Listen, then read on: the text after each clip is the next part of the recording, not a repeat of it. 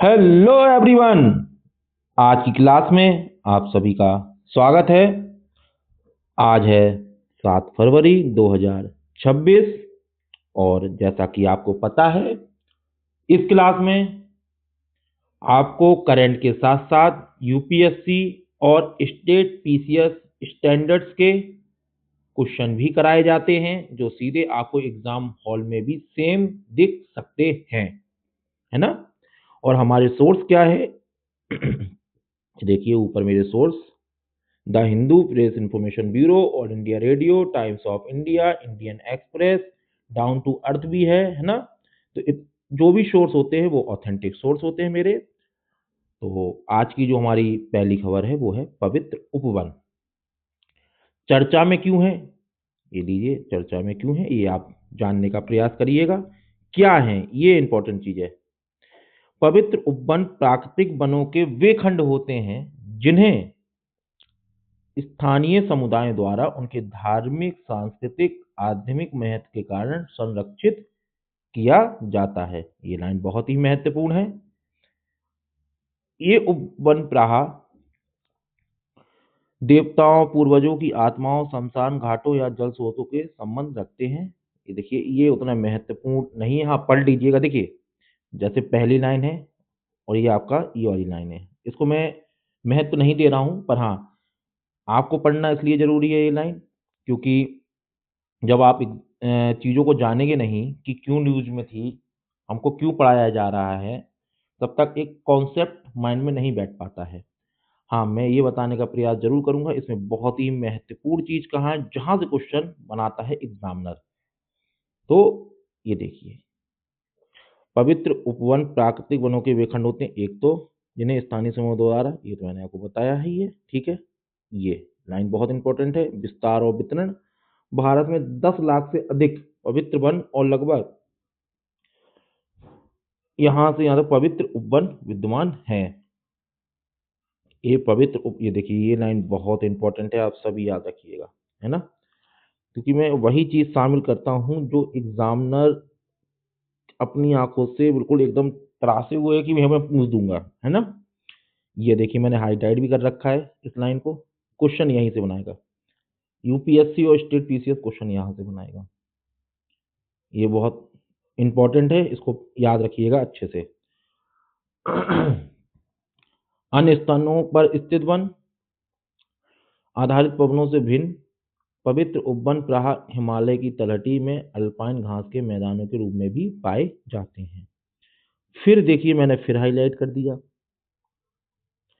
किस कानून के तहत पवित्र उपवनों को सामुदायिक वन संसाधन के रूप में मान्यता दी गई। तो ये रहा आपके सामने, बहुत महत्वपूर्ण लाइन है।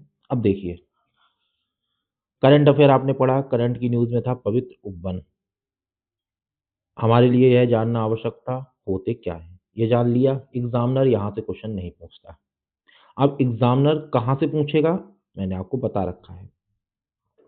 विस्तार और वितरण कहाँ कहाँ किस किस नामों से जाना जाता है, मिलान करने को दे सकता है। दूसरा, किस कानून के तहत उसका संरक्षण किया जाता है, वो भी मैंने आपको दे रखा है। तो मैं ये दिखाने का प्रयास कर रहा हूँ जैसे मैंने आपको पहला करंट अफेयर पढ़ाया, आप ये देखिए। इसमें कोई भी ज्यादा एक्स्ट्रा चीज दी है मैंने नहीं दी है, काम की चीज दी है, इससे बाहर कुछ नहीं आएगा। इससे बाहर कुछ नहीं आएगा ना, इससे ज्यादा आप लोगों को जानना भी नहीं है ना। अब देखिए इस पे क्वेश्चन किस तरीके से यूपीएससी या स्टेट पीसीएस बना सकते हैं। देखिए सेम आपको क्वेश्चन, ज्यादा बड़ी बात नहीं कह रहा हूँ, 2026 की प्री के एग्जाम में देखने को मिल जाए या स्टेट पीसीएस में। लीजिए ये रहा आपके सामने क्वेश्चन, बताइए। अभी मैं आपको ऊपर दिखा रहा था ना किन किन नामों से जाना जाता है, देख लीजिए आप। इसी तरीके से सामने रख दिए जाएंगे, बताइए इनमें से कितने कथन कितने युग में सही है। आपको ये डिफिकल्ट लेवल का क्वेश्चन लगेगा, पर अगर आप मेरी क्लास में आए हुए हो तो बहुत इजी क्वेश्चन है आपके लिए। देखिए एमसीक्यू आप देख रहे हैं ना। चलिए उस क्वेश्चन को अभी हम करेंगे एक बार। आप फिर से, मैं ये दिखाने का प्रयास करता हूँ, आप एमसीक्यू भी देखिए और साथ ही साथ आप ये भी देखिए। देखिए मैंने कितने बढ़िया से दे रखा है सब, कुछ भी नहीं छूटा है। ये देखिए बिहार में सरना, हिमाचल प्रदेश में देवबंद, कर्नाटक में देवरकांडू, केरल में काबू और देवराई में महाराष्ट्र, महाराष्ट्र में देवराई। तो इन चीज़ों को याद भी रख लीजिएगा, है ना। चलिए आज की दूसरी खबर पढ़ते हैं। दूसरी खबर भी ये बेहद ही ज़्यादा महत्वपूर्ण है स्टेट पीसीएस और यूपीएससी के लिए। खाड़ी सहयोग परिषद कब स्थापित हुई? 1981 में स्थापित हुई थी। इसमें कितने देश शामिल हैं? 6 अरब देश शामिल हैं। कौन कौन से शामिल हैं ये आप बिल्कुल याद रखिएगा। कैसा समूह है? एक क्षेत्रीय समूह है, ठीक है। इस क्यों बनाया गया? इस्लामी मूल और जनजाति संबंधों के समान सुरक्षा के हितों के आधार पर राजनीतिक, आर्थिक और सांस्कृतिक एकता को प्रोत्साहन प्रदान करने के लिए इसको बनाया गया। अच्छा जी, इसका सचिवालय ये देखिए रियाद स्थित सचिवालय के माध्यम से कार्य करता है। तो कहाँ स्थित है? रियाद में। तो मैंने उस चीज को हाईलाइट भी कर रखा है ना। यह समूह लगभग 61.5 मिलियन लोगों की संयुक्त जनसंख्या, देखिए ये इतना नहीं महत्वपूर्ण है, ठीक है, इतनी ये नहीं। हाँ ये देखिए 9वें स्थान पर है। चलिए तो ये रख लीजिएगा आप याद। बाकी जो महत्वपूर्ण चीजें हैं वो देखिए, मेरा पढ़ाने का तरीका ही यही है। काम काम की चीज देखिए जो एग्जामिनर पूछ सकता है। देखिए ये तो मैंने आपको पढ़ा दिया, पर आप क्वेश्चन पे एक बार नजर, इस पे नजर डाल लिया आपने एक बार, अब क्वेश्चन पे डालिए, उसमें थोड़ी सी एक्स्ट्रा नॉलेज और मैंने ऐड की है। मतलब कहीं से भी आपका क्वेश्चन रह ना जाए। इसका आंसर बता सकते हैं अभी आप लोग? तो इसका आंसर मैं बता दूं, अभी मैंने थोड़ा इजी वे में रख दिया था, सभी पांचों में सही है। अगर इसको ऊपर नीचे कर देते तो इसका डिफिकल्टी लेवल बन जाता। ये लीजिए, इसमें मैंने कुछ एक्स्ट्रा नॉलेज डाली है जो वहां नहीं थी, जो आपको उधर नहीं दिखी। बताइए वो एक्स्ट्रा नॉलेज क्या है?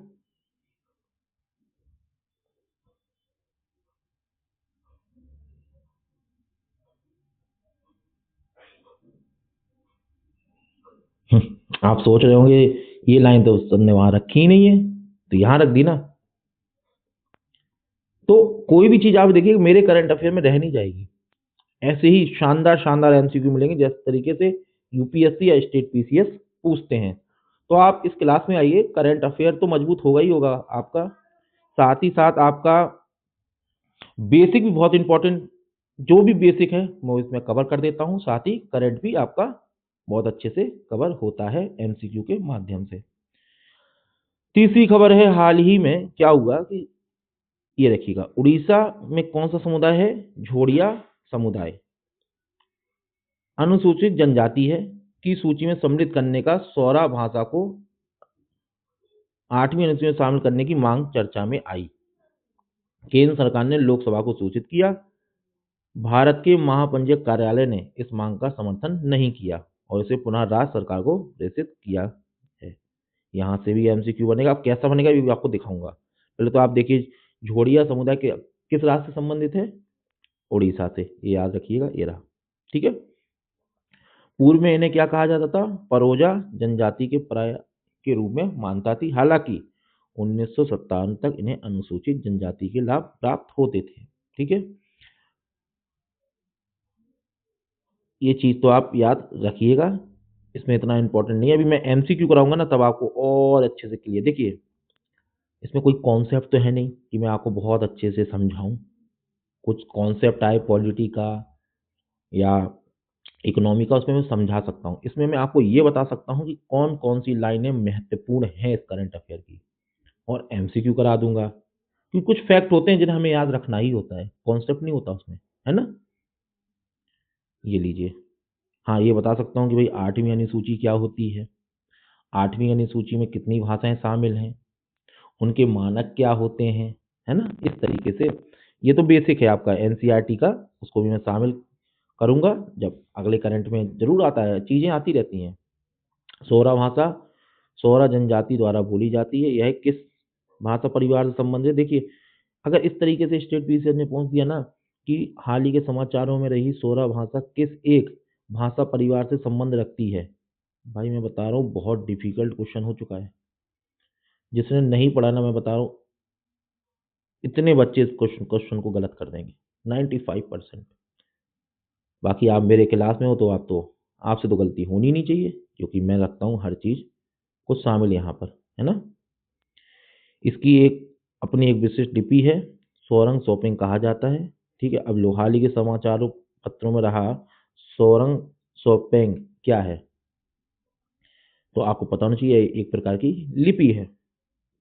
क्वेश्चन एग्जामिनर ना कहीं से भी बना देगा, और यहाँ पे मैं वही लाइनें रखता हूँ जहाँ एग्जामिनर करंट अफेयर पे बिल्कुल एकदम नज़र लगाए हुए है, क्योंकि मैं जो भी करंट अफेयर बना रहा हूँ वो प्रीवियस ईयर क्वेश्चन को ध्यान में रख के ही करंट पढ़ता हूँ, करंट आपके लिए लाता हूँ और उससे एमसीक्यू बनाता हूँ, है ना। 1936 में मगई गोमांगो द्वारा किया गया था इसका विकास। ठीक है, तो याद रखना, ये लीजिए। यह भाषा 8वीं अनुसूची में सम्मिलित नहीं है, जिसके परिणामस्वरूप इसकी आधिकारिक मान्यता, संस्थागत समर्थन तथा संरक्षण के प्रयास सीमित रह जाते हैं। सरकार ने स्पष्ट किया है कि भाषाओं को शामिल करने के लिए कोई निश्चित मानदंड अथवा समय सीमा निर्धारित नहीं है, क्योंकि इस संबंध में देखिए, ये बहुत याद रखना, पहवा समिति 1996 तथा सीताकांत मोहपात्र समिति 2003 द्वारा ऐसे मानदंड निर्धारित करने के पूर्व में किए गए प्रयास अनिर्णायक थे। तो इन दोनों समितियों को याद रखिएगा कि हाल ही के समाचार पत्रों में रही पहवा समिति और सीताकांत मोहपात्रा समिति का संबंध किस एक क्षेत्र से है। तो विशेष याद रखिएगा, आपको ऑप्शन देगा पश्चिमी घाट, पूर्वी घाट, तटीय संरक्षण, और लिख देगा 8वीं अनुसूची। तो याद रखिएगा, है ना, 8वीं अनुसूची। कितनी महत्वपूर्ण चीजें लाता हूँ, देखिए आप 1-2 घंटे का करंट अफेयर का एनालिसिस पढ़ेंगे द हिंदू का, सिर्फ यहाँ तो पीआईबी से लेके हर एक स्टैंडर्ड चीज को कवर किया गया है, और कितनी महत्वपूर्ण चीजें जो एग्जामिनर आपसे पूछता है। आपको खुद लग रहा होगा मेरी क्लास पढ़ के कि हाँ, वास्तव में हम लोग कुछ और पढ़ते हैं, मैगजीन में पता नहीं क्या पढ़ते हैं, पर वास्तव में यहाँ वही बात है जो एग्जामिनर पूछता है। अभी एमसीक्यू दिखाऊंगा तो आपको और बेहतरीन लगेगा। चलिए, इस थर्ड क्वेश्चन का भी एमसीक्यू आपको दिखाई देता हूँ। पहले इसका आंसर बताओ। आप लोग पढ़ा है ना आप लोगों को अभी, पर इसमें कुछ चीजें आप पकड़ सकते हो, गैस कर सकते हो। देखिए कि सभी सदस्य देशों की सीमा फारस की खाड़ी तक थी। देखिए, जहां सभी आ जाता है, लोग बात कहते हैं कि ऐसा केवल और सभी गलत हो सकते हैं, पर मैं कहता हूँ ये चीज गलत साबित है, ये बात सही है। यूपीएससी यहीं आपको फंसा देगा, और ये दोनों बातें गलत हैं। मैंने नहीं पढ़ाई हैं तो ऐसा कुछ होगा भी नहीं। अगर बहुत महत्वपूर्ण चीज होती तो मैं पढ़ाता जरूर, है ना। इस चीज का याद रखिए। ये रहा आपके सामने आंसर। तो कभी ये मत सोचना कि जहां सभी हो वो गलती होगा, है ना। इसलिए मैं इस टाइप के भी एमसीक्यू आपके लिए बनाता हूं। ये देखिए, अभी जस्ट मैंने आपको पढ़ाया ना। देखिए, भारत में अनुसूचित जनजाति की सूची में समुदायों को शामिल करने की प्रक्रिया के संदर्भ में निम्नलिखित तथ्यों पर विचार कीजिए। किसी समुदाय को एसटी सूची में शामिल करने का अंतिम निर्णय भारत के महापंजीयक द्वारा लिया जाता है। बताइए, क्या मैंने ऐसा आपको पढ़ाया है कि अंतिम निर्णय यहाँ से लिया जाएगा? तो बात क्या होगी? क्या हो गई बात? गलत हो गई ना। संविधान का अनुच्छेद 342 राष्ट्रपति को किसी राज्य या केंद्र शासित प्रदेश के संबंध में जनजातियों को अधिसूचित करने का अधिकार देता है। भाषाई आधार पर किसी भाषा को 8वीं अनुसूची में शामिल, ये देखिए, क्या मैंने ये पढ़ाई है समिति आपको? मैंने आपको पहवा समिति और दूसरी कौन सी पढ़ाई? सोमकांत वाली समिति। ये तो नहीं पढ़ाया। अब देख लीजिए, 1 और 3 गलत हो गया है। अब आप आंसर बता दीजिए। लीजिए, इस तरीके से भी आप चीज़ों को सॉल्व कर सकते हैं। और देखिए, और एक्स्ट्रा नॉलेज आपके लिए ये है, लोकर समिति।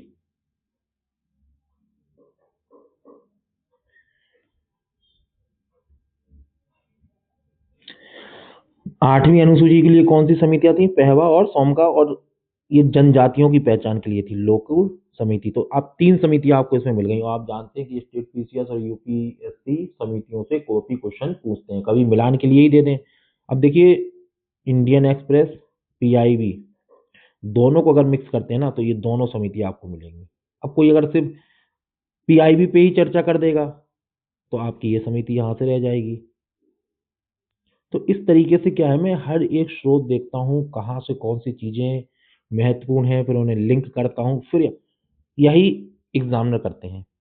4 से 5 6 लोग बैठे, अपनी अपनी चीज़ें पढ़ी, उनको लिंक किया कहाँ से क्या, फिर वो ऐसा क्वेश्चन बनाते हैं जहाँ बच्चा कन्फ्यूज़न बहुत क्रिएट होता है। अब आपसे कुछ नहीं होगा, अब आपके पास कोई भी क्वेश्चन ऐसा आ जाएगा ना, समितियों से संबंधित या समुदाय से संबंधित, कुछ भी, आप तुरंत आंसर दे लेंगे, है ना? चलिए, आपके सामने आज की चौथी खबर बहुत ही महत्व, और जितनी भी मैं न्यूज़ लाता हूँ ना, आप एक चीज़ देखिएगा, कोई भी इसमें फालतू की चीज़ नहीं है यार। सब यूपीएससी और स्टेट पीसीएस की बहुत ही महत्वपूर्ण जो टॉपिक हैं आज की डेट के, वही हैं। अनुच्छेद 371 क्या है? राज्यों के लिए विशेष प्रावधान। ये तो एक फैक्चुअल इन्फॉर्मेशन है ही आपके लिए। संविधान के भाग किसमें दे रखी है? 21 में। कहाँ से कहाँ तक? अनुच्छेद 371 से 371 जे तक 12 राज्यों के लिए कुछ विशेष प्रावधान है। कितने राज्यों के लिए? 12। महत्वपूर्ण लाइन है, महत्वपूर्ण लाइन है। प्रावधान क्या है? 371 महाराष्ट्र और गुजरात, राष्ट्रपति को राज्यपाल के माध्यम से विदर्भ, मराठा, सौराष्ट्र व कच्छ के लिए अलग विकास बोर्ड बनाने। ये देखिए, सारी लाइनें याद रखिएगा, यूपीएससी स्टेट पीसीएस सेम लाइनें रख देगा ऊपर नीचे करके। 371 ए, नागालैंड संसद का कोई भी कानून नागालैंड के धार्मिक, सामाजिक प्रथाओं, प्रथागत कानून और भूमि स्वामित्व पर तब तक लागू नहीं हुआ जब तक राज्य विधानसभा सहमति न दे। ये एनसीईआरटी से ले ली। जब ये न्यूज़ में आया ना, उसके बाद मैंने क्या किया, ये जितना भी ये पोर्शन है ना, मैंने एनसीईआरटी से उठा लिया। तो आपका बेसिक देखो, मैं क्या बोल रहा हूँ, जहाँ बेसिक चीज़ें आ जाती हैं मैं वहाँ थोड़ा रुकता हूँ, क्योंकि वहाँ मुझे समझाना है। 371 एफ, सिक्किम, सिक्किम की पूरी भूमि पर राज्य का अधिकार है। देखिए कितनी महत्वपूर्ण लाइन है। 371 जे, कर्नाटक, हैदराबाद कर्नाटक क्षेत्र के लिए विकास परिषद और शैक्षणिक नौकरियों में आरक्षण। अब देखिए यूपीएससी स्टेट पीसीएस क्या करेंगे, इस तरीके से आप लाइन ध्यान से सुनिएगा, थोड़ा सा ध्यान से सुनिएगा। 371 ए, संसद का कोई भी कानून महाराष्ट्र और गुजरात के मराठा, सौराष्ट्र व कच्छ के लिए अलग विकास बोर्ड का अधिकार देता है। अब इस लाइन को यहां कर दिया, इस लाइन को यहां कर दिया। अगर आपने सही से नहीं पढ़ा है, क्वेश्चन गलत हो गया। आपने कितनी पॉलिटी पढ़ी होगी, क्या इस तरीके से आज तक आपको पता लगा कि नहीं मुझे इस तरीके से भी चीज़ों को नोटिस करना है? आज की क्लास में आपको कुछ नया ही दिखा होगा, है ना? तो इसी तरीके से आप पढ़िए। एमसीक्यू भी इस पे बिल्कुल यूपीएससी और स्टेट पीसीएस के स्टैंडर्ड का होगा। महत्व क्या है? यह भारत के असममित संघवाद का एक उदाहरण है, जहां विविधता की रक्षा के लिए कुछ राज्यों को अलग अधिकार दिए गए हैं। तो ये तो आपके मेंस की चीज़ है, इसको मैं अच्छे से पढ़ाऊंगा। आज की पांचवी न्यूज भी बहुत महत्वपूर्ण है। ये प्रोजेक्ट बोल्ट किस देश के द्वारा चलाया गया? तो अमेरिका के द्वारा चलाया गया। ठीक है, ये तो सीधा सीधा क्वेश्चन हो गया। क्यों चलाया जा रहा है?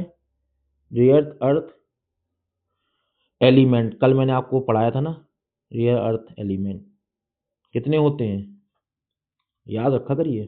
17 है ना। हम्म, भारत आज हाल ही में किस उससे जुड़ा है? एमएसपी अमेरिका के उसमें जुड़ा है, इसलिए। कौन से? कोबाल्ट, मैंने आपको कल पढ़ाया था ना सब। रणनीतिक महत्व क्या है? यह चीन पर निर्भरता कम करने के लिए, चीन वर्तमान में दुनिया के 80 से 90% रेयर अर्थ एलिमेंट को नियंत्रित करता है। मैंने इसमें एक महत्वपूर्ण लाइन बताई थी कि ये दुर्लभ क्यों है। ये दुर्लभ अपने निष्करण इसका बहुत ही, मतलब ये कॉस्टली है, कठिन है, इसलिए दुर्लभ है। जो मैंने एनसीक्यू कराया उसे अच्छे से पढ़िएगा, यूपीएससी आपको वहीं पे क्लिक करेगा। भारत की लिंक, भारत अमेरिका की नेतृत्व वाली मिनरल सिक्योरिटी पार्टनरशिप का सदस्य है जो इस प्रोजेक्ट से लाभ उठा सकता है। ये देखिए लाइन डाल दी। तो आप देखिए कल भी न्यूज में आया था कि रेयर अर्थ एलिमेंट्स, है ना, और आज न्यूज में आया प्रोजेक्ट बोल्ट। तो प्रोजेक्ट बोल्ट किस एक क्षेत्र के लिए चलाया जा रहा है? जीन उत्पादन की क्षमता को विकसित करने के लिए, हम्म, अंतरिक्षीय प्रौद्योगिकी को बढ़ावा देने के लिए, महाग्रह को जानने का प्रयास करने के लिए, या दुर्लभ मृदा तत्वों को सुरक्षित भंडार बनाने के लिए। अगर आपको सही से नहीं याद, देखिए इसी तरीके से बनाते हैं क्वेश्चन, आप समझिए मेरी बार बार बात मैं क्यों कह रहा हूँ। ये आप मेरी क्लास में रहिए, आपको खुद धीरे धीरे पता लगेगा, क्योंकि मैं प्रीवियस ईयर क्वेश्चन को ही ध्यान में रख के करंट लाता हूँ और एमसीक्यू भी वहीं से बनाता हूँ। न्यू स्टार्ट संधि क्या है? यह संधि आधिकारिक तौर पर समाप्त हो गई, इसलिए न्यूज में रही। तो इससे क्या हो रहा है, परमाणु सुरक्षा पर बड़ा संकट मंडरा रहा है। क्या थी ये? अमेरिका और रूस के बीच थी। सीमाएं क्या है? यह दोनों देशों के, देखिए ये तो इतनी इंपॉर्टेंट नहीं है, बस हाँ ये लाइन याद रखना, किन दोनों देश, अमेरिका और रूस। यूपीएससी पॉइंट, इसके समाप्त होने से अब कोई भी अंतर्राष्ट्रीय कानून इन दोनों देशों को परमाणु हथियार की होड़ से बढ़ाने से नहीं रोक सकता है। और ये मेंस का क्वेश्चन हो गया आपका। पेपर 2 के लिए भी, या कह लीजिए पेपर 3 में भी बना सकता है। तो ये मेंस में हम डिस्कस करेंगे, और एथिक्स में भी, पेपर 4 में भी क्वेश्चन फ्रेम हो सकता है मेंस का। बाकी पीटी का कैसे बनेगा वो मैं आपको दिखा दूंगा। मत्स्य 6000 क्या है? ये देखिए समुद्रयान परियोजना का मुख्य हिस्सा है। क्षमता क्या है? मानव पनडुब्बी है, 6000 मीटर पर 3 लोगों को लेके जाएगी। उद्देश्य क्या है? पॉलीमेटिकल नूडल्स, वो नूडल्स की खोज करना जिनमें निकल, कोबाल्ट, तांबा और मैग्नीज प्रचुर मात्रा में होते हैं। मतलब समुद्र के अंदर जाके पनडुब्बी क्या करेगी, जो भी हमारे पॉलीमेटिकल नोड्यूल्स जो भी नीचे समुद्री क्षेत्र में ना, उनको खोजेगी, है ना। विशेषता क्या है? इसे किसके द्वारा चलाया जा रहा है, ये बहुत याद रखना यार, क्योंकि यूपीएससी स्टेट पीसीएस ना यहाँ से गेम खेलते हैं। बाहर ऐसा करने वाला दुनिया का कौन सा देश है? छठा देश बनेगा। आपने इतनी बार ये पढ़ा होगा, इसमें मेरे मेरे करंट अफेयर में आपको कुछ नया ही मिलेगा, जो एग्जामिनर के पॉइंट ऑफ व्यू से बिल्कुल वो लाइन डाल सकता है। आप बताओ, ये आपने इतनी बार मैगजीन में पढ़ा होगा, हर जगह किसी ने ये बताया कि भारत ऐसा करने वाला दुनिया का छठवां देश बनेगा? बता, चलो मैं मानता हूँ ये लाइन भी किसी ने बता दी होगी आपको, ये भी पता होगा, ये भी पता होगा। अब एग्जाम ने तीसरे पॉइंट में ये डाल दिया, भारत ऐसा करने वाला दुनिया का छठा देश बनेगा। अब लो बताओ भाई क्या करोगे? तो इस क्लास में कुछ आपको अलग ही मिलेगा, ये बात याद रखिएगा, जो एग्जामिनर सोच रहा है उसी पॉइंट ऑफ व्यू से। पीएम परिणाम योजना क्या है? तो इसका पूरा नाम please please please state PCS वाले विशेष याद रखें, यूपीएससी वाले ना रखें। मुख्य उद्देश्य क्या है पीएम परिणाम योजना का? रासायनिक उर्वरकों जैसे यूरिया का उपयोग कम करना और वैकल्पिक उर्वरकों जैसे जैविक नैनो यूरिया को बढ़ावा देना। ये यूपीएससी वाले याद रखें कि पीएम परिणाम योजना हाल ही में चलाई गई, या किस एक क्षेत्र के लिए चलाई जा रही है। इसका मुख्य उद्देश्य क्या है? उद्देश्य से बहुत क्वेश्चन पूछता है यूपीएससी, तो ये है वित्तीय मतलब प्रीलिम्स विशेष। यह योजना, इस योजना के लिए अलग से कोई बजट नहीं है। देखिए अगर एमसीक्यू यूपीएससी को बहुत स्टैंडर्ड बहुत हाई बनाना है ना, तो ये दो कथन डाल देगी। पीएम परिणाम योजना के निम्न कथनों पर विचार करें। इसका मुख्य उद्देश्य रासायनिक उर्वरकों के उपयोग को कम करना और वैकल्पिक उर्वरकों के बढ़ावा देना है। कथन दूसरा, इस योजना के लिए बजट में 2000 करोड़ का प्रावधान किया गया है।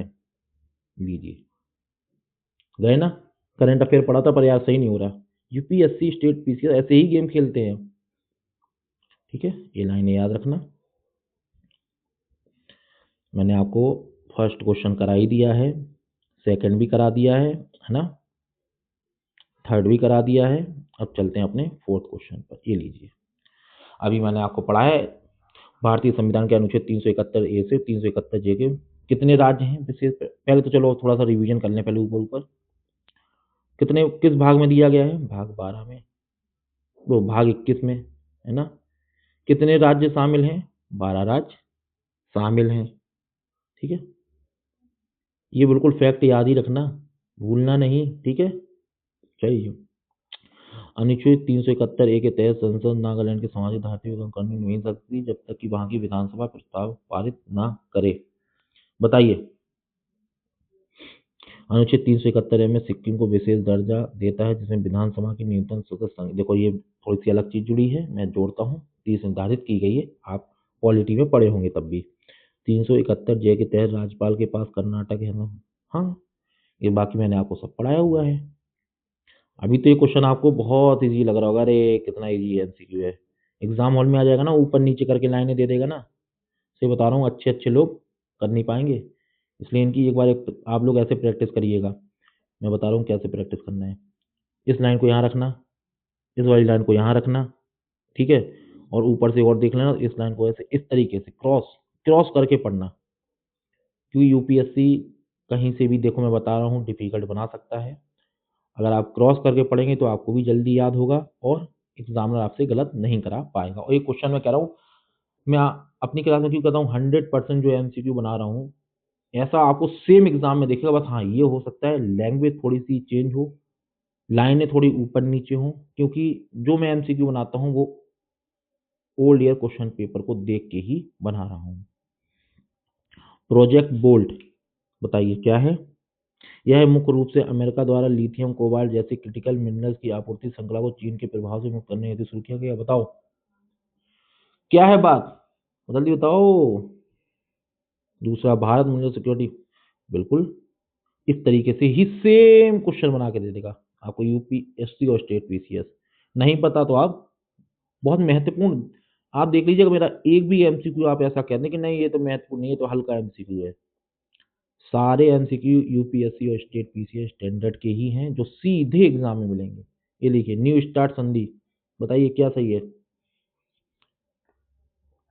यह संधि सामरिक हथियारों की संख्या, अरे यार पढ़ाया क्या ऐसा कुछ मैंने? बात गलत है तो हटा दे जाओ, लीजिए।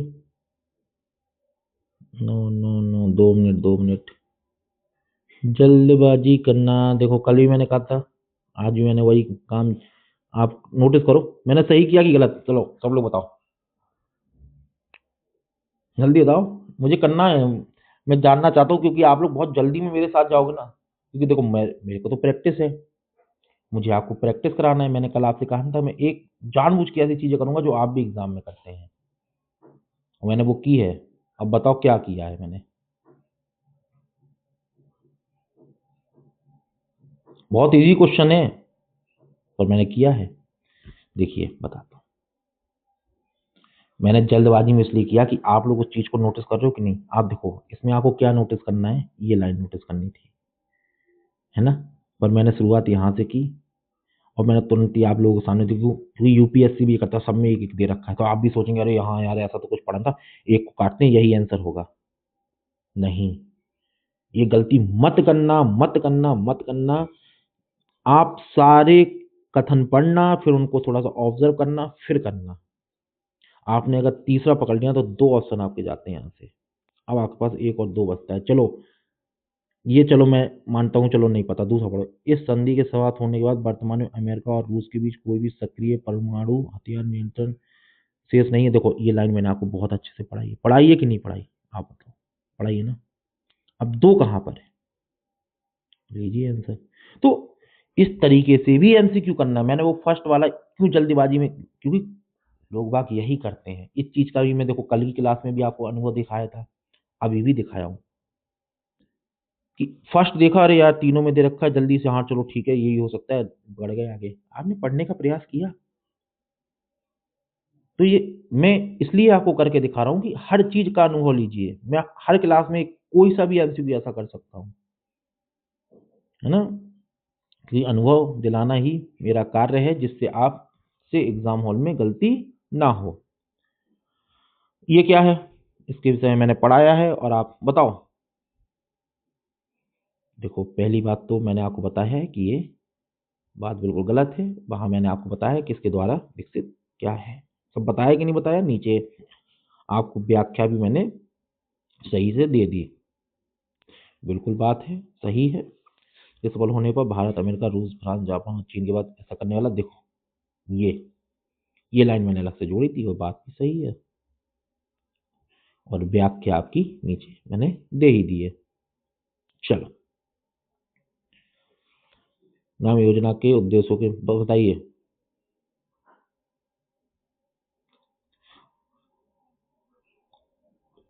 तो ये लिखा ना पूरी तरीके से, पूरी तरीके से मैंने तो आपसे बिल्कुल नहीं कहा। इसी तरीके से पता है यूपीएससी स्टेट पी से पता है क्या करते हैं, हम तो पढ़ के गए थे, ये सब छोटी छोटी लाइनों से हमें गलती कराते हैं। इसलिए मैं छोटी छोटी बातें भी आपको सिखाता हूँ, है ना?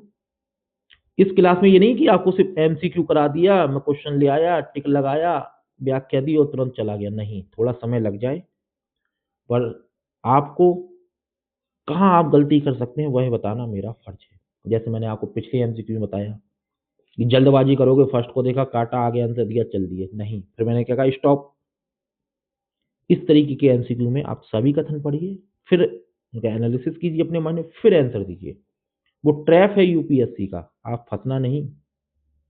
और ये भी एक ट्रैप है यूपीएससी और स्टेट पीसीएस का, फंसना नहीं, फिर बता रहा हूँ, बहुत अनुभव कर दो। मैं क्या कर रहा हूँ, इस क्लास में आप सिर्फ करंट अफेयर नहीं पढ़ रहे हो, इस क्लास में आप current plus UPSC state PCS standard के एमसीक्यू साथ में उनको सॉल्व किस तरीके करना है, एग्जाम हॉल में दिमाग को किस तरीके से स्थिर रखना है, वो भी सीख रहे हैं, है ना। चलिए इसका आंसर तो अब आप बता सकते हैं। इस योजना के तहत केंद्र सरकार राज्य को हाँ बिल्कुल ये बात लिखी हुई है, यह योजना और उसके संसाधनों उपयोग करने, हाँ, बिल्कुल ये बात भी सही है। चलिए लीजिए आपके सामने आज नवा एमसीक्यू। सोलह भाषा और उसके सांस्कृतिक महत्व के संदर्भ में लिखित पत्रों पर यह भाषा मुंडा भाषा परिवार और ऑस्ट्रो-एसी का हिस्सा है, ये बात बताओ गलत है कि सही है। बिल्कुल बात सही है, मैंने आपको पढ़ाया है। हाल ही में सरकार ने संविधान की 8वीं, नहीं यार कहाँ मंजूरी दे दी, ये गलत हो गया, ये गलत हो गया। आप मेरे सामने दो ऑप्शन है पर दोनों में एक है, तो एक तो मेरा सही है। इसकी विशिष्ट लिपि सोरंग सोमपेंग का आविष्कार 20वीं शताब्दी की पूर्वार्ध में किया गया था। अगर आप मेरी उस करंट अफेयर को सही से पढ़ोगे तो आप इस चीज को क्या करोगे, समझ लोगे। ये लो, इसका बी आंसर सही है। व्याख्या नीचे है। 10वां, भारत के असममित संघवाद के संदर्भ में लेकर संदर्भ के लीजिए, बचा करो।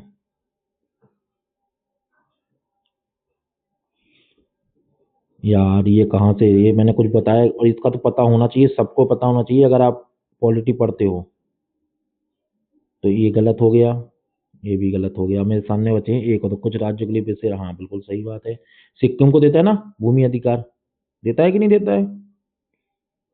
चलो देख लो, ये लीजिए बेसिक, अगर ना पता हो तो अब पता हो जाएगा। तो मैं व्याख्या में वो भी चीज ऐड कर देता हूँ। लीजिए यूपीएससी स्टेट पीसीएस स्टैंडर्ड का एमसीक्यू।